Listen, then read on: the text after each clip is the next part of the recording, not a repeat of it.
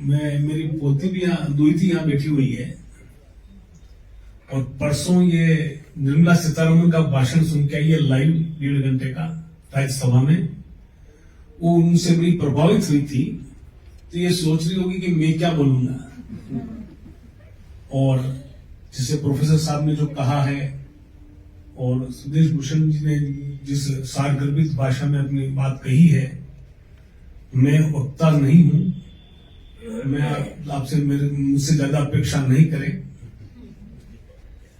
और जैन धर्म में मेरा जो जुड़ाव है वो रोज सवेरे नमोरंतन का पाठ करता हूं और संवत्सर का उपवास करता हूं। जहां मौका मिलता है मैं संतों के दर्शन करने और प्रवचन सुनने जाया करता हूं। उससे बहुत ज्यादा गहन मेरा उसमें ज्ञान नहीं है, लेकिन नमोरंतन में पाठ करता हूं। और जब कल हम पार्लियामेंट गए थे, मुझे ये मेरे जीवन का सुखद अवसर था। मुझे साधु ग्रंथ के चरणों की सेवा करने का मौका मिला और पार्लियामेंट के सदस्य के नाते मुझे उनका स्वागत करने का अवसर मिला। ये मेरे लिए बहुत सुखद क्षण था। और उस समय जब हम पार्लियामेंट में म्यूजियम के विभाग में गए, वहां पर जब हमने नमोरंतन का मंगल पाठ लिखा हुआ देखा भगवान महावीर की मूर्ति के साथ में, वो अद्भुत क्षण था हमारे लिए। और मैं समझता हूं मेरा जीवन तो सार्थक हो गया कि मुझे नमोरंतन का पाठ में रोज करता हूं। और जैन धर्म का स्वर्णिम काल चल रहा है। तेरापंथ का सबसे बड़ा जो मूल मंत्र है, निष्पर शासन फिर अनुशासन। और इस मूल मंत्र का पालन करने वाले हमारे आदरणीय प्रधानमंत्री मोदी जी जो स्वयं पर शासन करते हैं और फिर अनुशासन की बात करते हैं। आपने देखा होगा शुद्ध शाकाहारी, जिनके ऑफिस में कार्यालय में भगवान पार्श्वनाथ की मूर्ति, और संतों का जब जब मौका मिलता है दर्शन करते हैं। आपने देखा होगा कभी डोंगरगढ़ में, छत्तीसगढ़ में, जहां विद्यासागर जी महाराज साहब विराजमान हैं, उनका कितना भाव भक्ति से उनके चरणों में वो उपस्थित हुए और उनकी सेवा उन्होंने की। और तो ऐसा प्रधानमंत्री हमारे को मिला है जो जैन धर्म के लिए, जैन धर्म के सिद्धांतों के प्रति समर्पित है। और अपरिग्रह जो हम बात करते हैं, हमारे सब मांगीलाल सेठ और सब बड़े बड़े सेठ साहूकार बैठे हैं, लेकिन अपरिग्रह जहां सवाल है, वहां आदरणीय प्रधानमंत्री मोदी जी का ग्रस्त जीवन में रहकर भी, पद पर रहकर भी, जो उनका अपरिग्रह का सिद्धांत का जो पालन वो करते हैं, वो मेरे ख्याल से विलक्षण एक उदाहरण पूरे विश्व में है। जिनकी अपनी कोई संपत्ति नहीं, अपने पहनने के कपड़े और किताबें या घड़ी, पेन, चश्मा जो भी हो, इसके सिवाय जो कोई अपनी संपत्ति नहीं रखते हैं, ऐसा प्रधानमंत्री आज हमारे देश पर शासन कर रहा है। और पूरी ताकत से शासन कर रहा है, देश को आगे बढ़ा रहा है, विश्व में आगे बढ़ा रहा है। और उसका एक और उदाहरण आपको देखने को मिला होगा, जब हमारे एक जैन समाज का एक पायलट, आपने घटना सुनी होगी, जब पाकिस्तान पर हमला करते हुए, बमबारी करते हुए उसका विमान गिर गया था, और अभिनंदन उनका नाम था, चेन्नई के जैन समाज के व्यक्ति थे।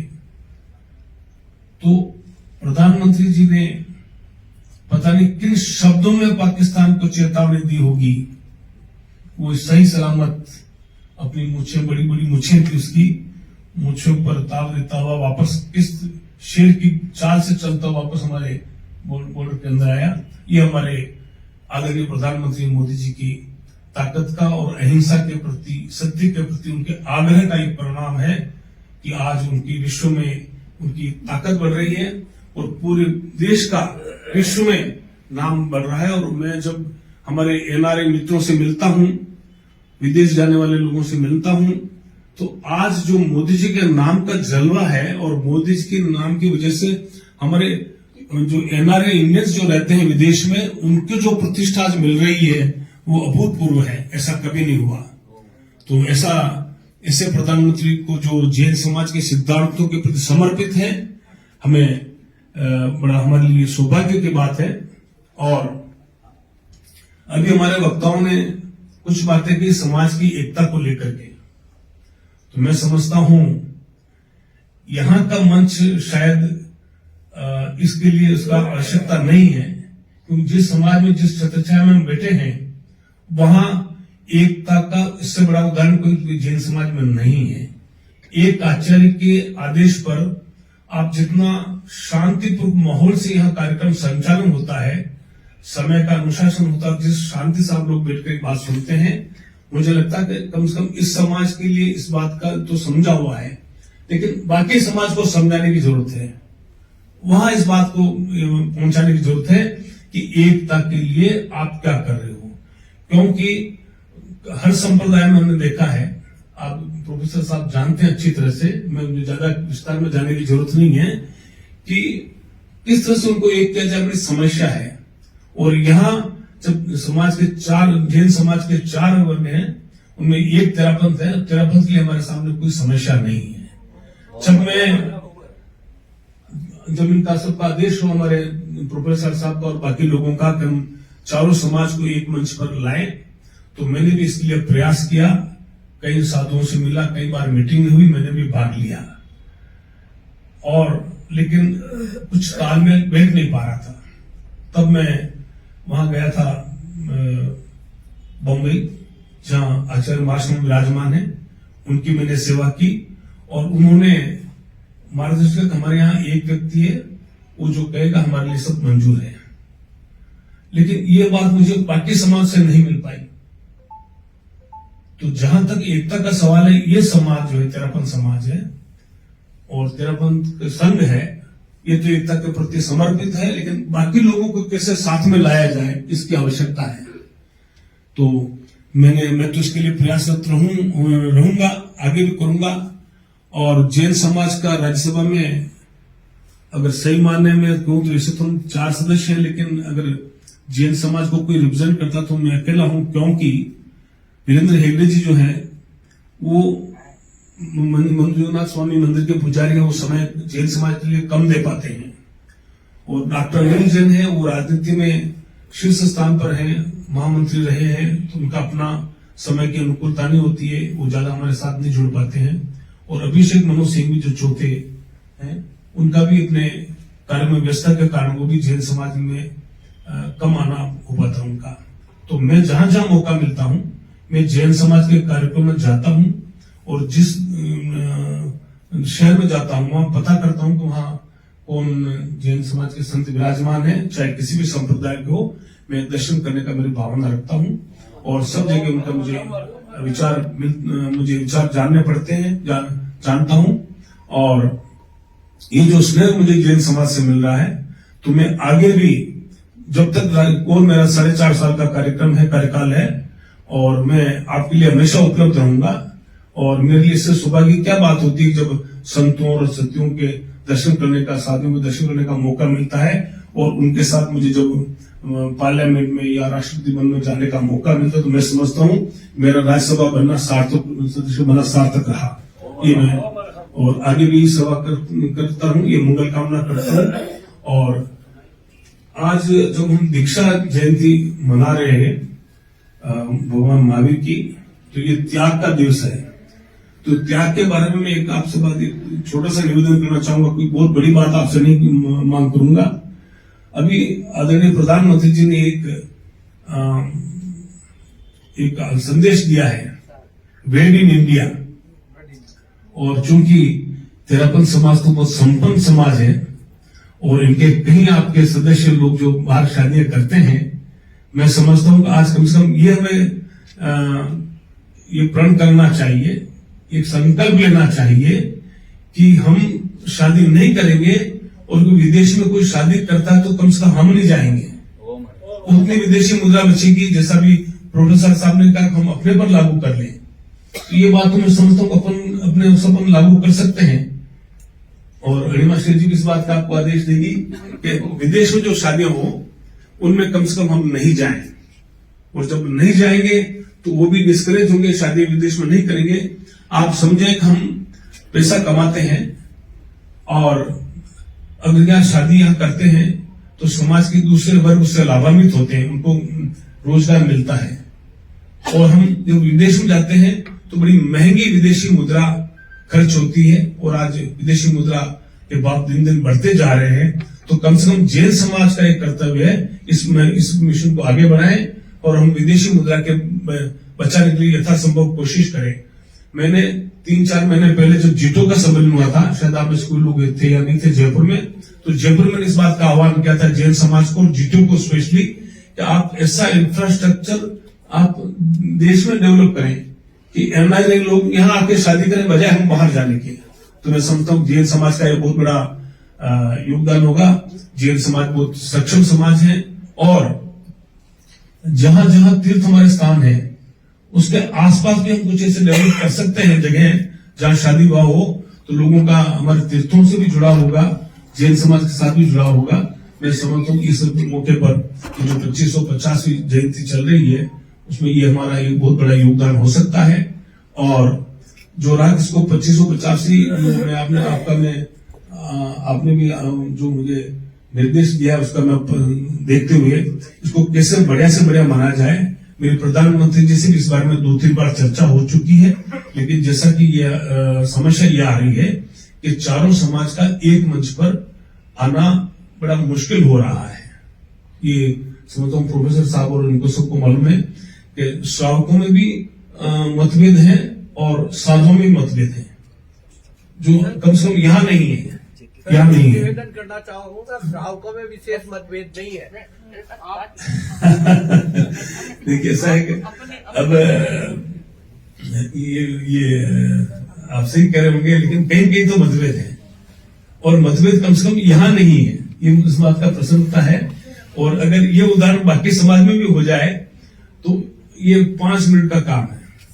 लेकिन फिर भी आदरणीय मोदी जी ने ये आश्वासन दिया है, और उन्होंने मुझे विशेष तौर पे ये कहा था कि मां शमनी से मिलूं और उनसे मेरी भावना व्यक्त करूं कि हम जैसा उनका और जैसा मां शमनी का आदेश रहेगा उसके अनुरूप हम काम करेंगे। ये प्रधानमंत्री जी ने कहा है, और मैं आपको साझा बताना चाहता हूँ। तो मैं और आपका समय नहीं लेते हुए, समय की सीमा ध्यान में रखते हुए मैं भी अतिक्रमण नहीं करूं। मैं पुनः आपको सबको इस बार विश्वास दिलाते हुए कि मैं हमेशा मैं आपकी सेवा के लिए तत्पर हूं, और जब जब मौका मिले मुझे संतों और साधियों का सेवा करने का मेरा सौभाग्य रहेगा। और ये मेरा 4.5 वर्ष का कार्यकाल आपकी सेवा करते हुए निकले, और मेरा आचरण से कहीं जैन समाज को नीचा नहीं देखना पड़े, ये मैं आपसे मंगल आशीर्वाद और शुभकामना चाहता हूँ। और आयोजकों का जिन्होंने मुझे आज मौका दिया से है नहीं है, और आपने सबने मुझे जो सुना, मैं बहुत आपने देख लिया होगा, कोई बहुत बड़ा वक्ता नहीं हूँ, लेकिन फिर भी मेरी बात जो है सरल शब्दों में मैंने अपने तक आप तक पहुंची होगी। मैं आपका बहुत बहुत धन्यवाद करते हुए पुनः आपके चरणों में वंदन करते हुए अपनी बात समाप्त करता हूँ। जय हिंद, जय भारत।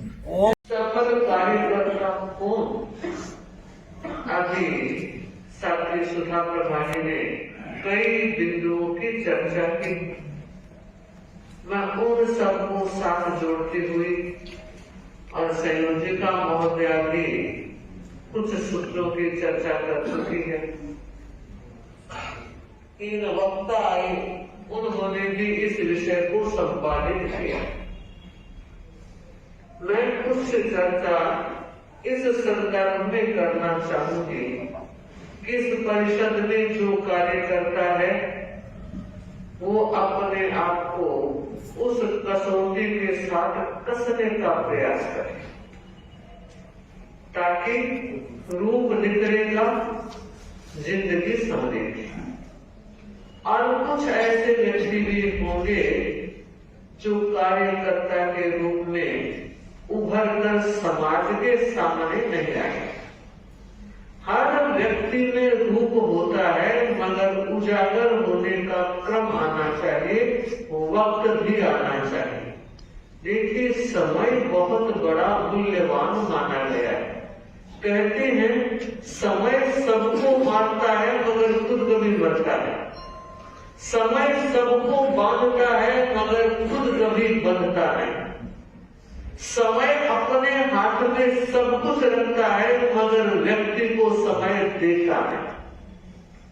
मुझे तो ये लगता है कि देवता और भगवान से भी बड़ा है तो वो समय है। अगर देव रूठ गया है तो मनाया जा सकता है, भगवान को भी मनाया जा सकता है, मगर वक्त निकल गया तो कभी हाथ से आता है। इसलिए पहली बात मैं कहना चाहूंगी, हम भाग्यशाली हैं, जैन शासन हमें मिला, और मैं मानती हूँ सौभाग्यशाली है कि तेरा पंथ जैसा मैदान हमें विचरण करने के लिए, काम करने के लिए, क्रियाशील होने के लिए मिला। मंच तो चाहिए, क्षेत्र तो चाहिए। व्यक्ति के पास समय है, व्यक्ति के पास प्रतिभा है, व्यक्ति के पास बहुत कुछ है, मगर स्थान उपलब्ध न हो तो क्या करेगा? बहुत बड़ा महत्व स्थान और समय का है।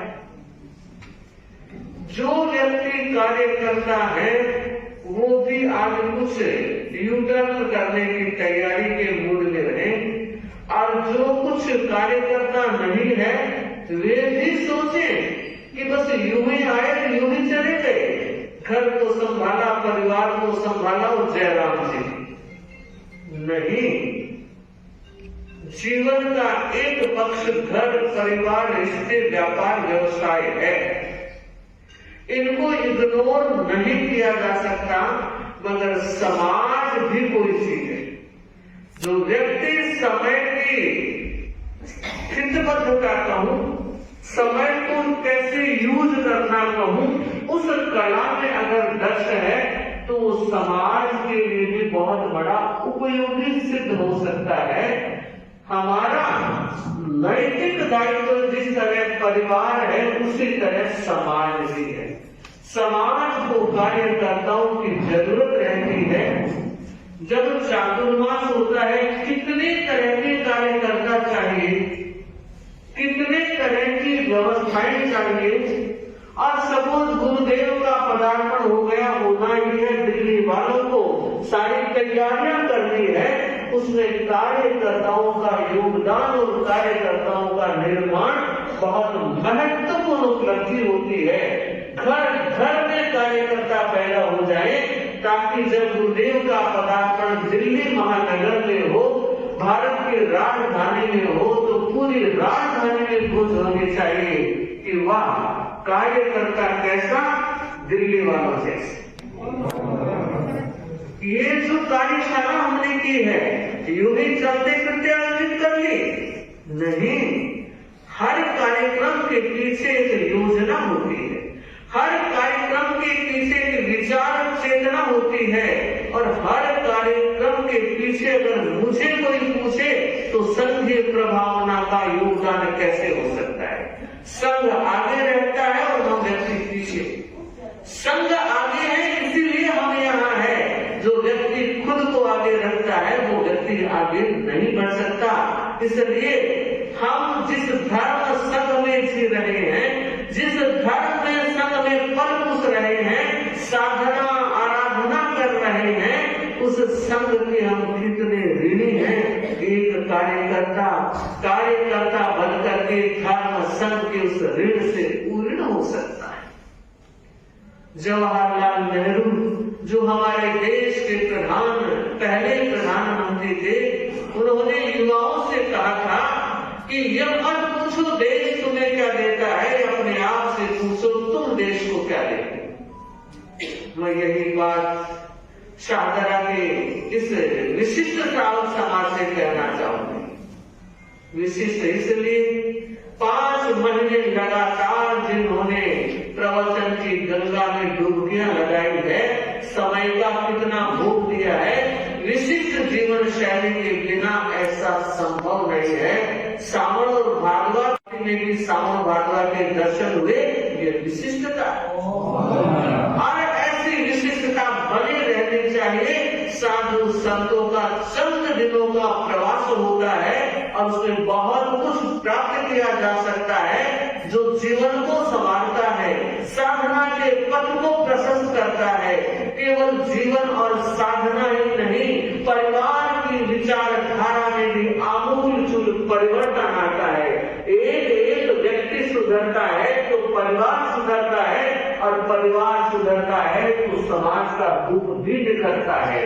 हमारा सामाजिक जीवन भी समुन्नत होना चाहिए, प्रभावशाली होना चाहिए और हमारे कार्यकर्ता जहाँ खड़े हो जाएं, एक पहचान बननी चाहिए। हमारे कार्यकर्ता तो तेरा पंथ जैसे होने चाहिए, युवक परिषद जैसे होने चाहिए। तो मुझे लगता है आज ऐसे कार्यकर्ताओं की जरूरत है जो समर्पित हो, श्रद्धावान हो और कर्मशील भी हो।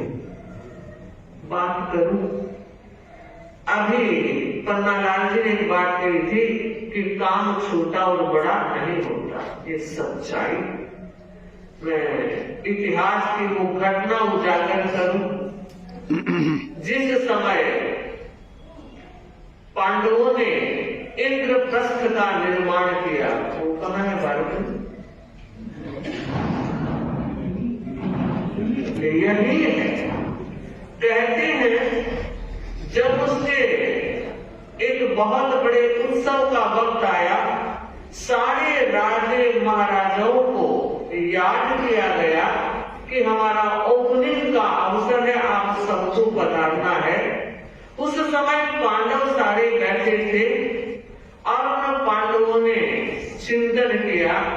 धर्मराज ने कहा अपन सब लोग मिलकर बैठकर एक व्यवस्था बना लेते हैं ताकि सारे काम व्यवस्थित संपादित हो।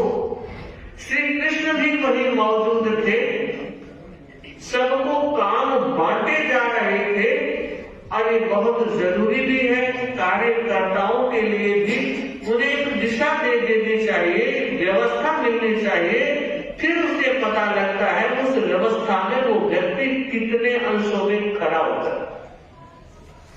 जब काम का बंटवारा, व्यवस्थाओं के दायित्व का वितरण किया जा रहा था और कहते हैं उस समय श्री कृष्ण ने कहा और सारे काम तुम जैसे भी हो ले लो, एक काम मेरी पसंद का है, मुझे दोगे?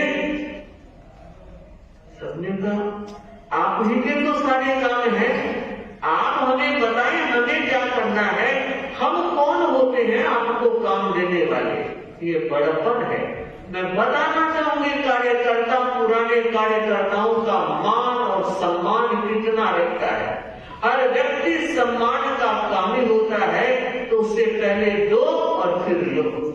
अगर सम्मान देना नहीं जानते हो तो याद रखना सम्मान चाहने से कभी नहीं मिलता, सम्मान देने से मिलता है।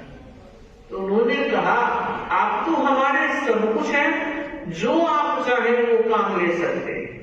उन्हें नहीं पता था श्री कृष्ण कौन सा काम लेंगे और कहते हैं जब श्री कृष्ण के मुख से वो शब्द निकलते हैं सारे स्तब्ध रह गए। उन्होंने कहा मुझे एक काम चाहिए, जितने भी मेहमान आएंगे उनके पैर में धोऊंगा। और समझे का प्रभु ये क्या कर रहे हैं? तो उन्होंने ये बताया मैं कुछ भी नहीं कर रहा हूँ, केवल दुनिया को एक संदेश देना चाहता हूँ कि कोई काम छोटा नहीं। मैं ठीक 40% से कहना चाहूंगी, चाहे दरी उठा लो चाहे कुर्सी लगा लो, बहुत बड़ा और छोटा काम नहीं होता। लोग आए हैं, मैनेज करना होगा। भी मैंने देखा देवेंद्र और महावीर इस तरह कुर्सियां उठा रहे थे, उठा तो ठीक रहे थे पर रख और भी ठीक रहे थे, एक की आवाज है। मुझे लगा यह है होती है व्यक्ति की कार्यशैली, वरना भाई बहन उठते हैं, कभी कुर्सी इधर बोलती है कभी इधर बोलती है और कितने लोगों का ध्यान चला जाता है। हर होनी चाहिए। एक व्यक्ति आया था संत के पास और आकर कहता है, महाराज मुझे आत्म साधना करनी है, प्रभु से मुलाकात करनी है और मुझे ज्ञान हुआ है आप मार्ग बता सकते हो, रास्ता बता सकते हो, तो कृपा करो मुझे बताओ भगवान से मिलन कैसे हो सकता है। संत ने कहा, पहले तू मुझे यह बता, अभी तू जब आया तो अपने छतरी और जूते का लेके आया, क्योंकि संत को आवाज आ गई थी, छतरी पटकती थी और जूते भी यूं करती थी। तो कहा मुझे कुछ पता नहीं, बाहर पड़े होंगे कि जा देख के आ और मुझे बता क्या स्थिति है। उसने कहा कि छतरी गिरी हुई पड़ी है और एक जूता पूरब में है, एक पश्चिम। तो संत ने कहा, देख पहले जूतों को ठीक कर और आपके जूते देख के आए तो आखिरी जूते खोल कर आए। आज के बाद ध्यान देना, हर चीज में कलात्मकता बोलनी चाहिए। चीज कहाँ और कब और कैसे रख रहा हूं। बंधु संत ने कहा, पहले जूते ठीक कर।